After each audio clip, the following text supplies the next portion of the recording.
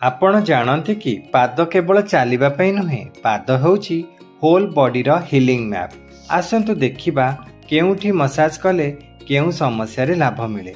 पादर गोईठी को जदि आमे भल भाव मसाज दौचु ताहले आमे back pain knee pain hip stiffness रु स्लोली रिड्यूस करि पारुछु। जदि आमे मिडिल सोल बा पादर मझी भाग को मसाज करूछु ताहले आमे गैस कॉन्स्टिपेशन वीक डाइजेशन मध्य आराम से दूरे पारुछु आउ आम स्टोमक हैप्पी रहउछि।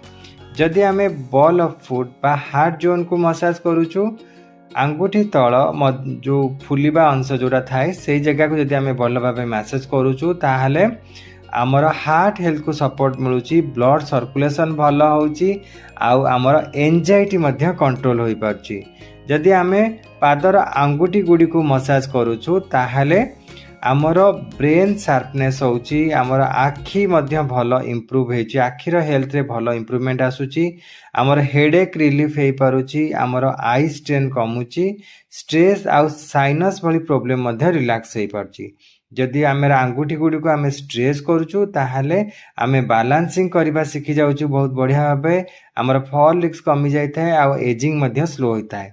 जो पाद दिन जाक आमर ओजन को सहुची से पाद को सप्ताह को अति कम रे 3 रु 5 थर आपण गोटे बढ़िया मसाज दियंतु।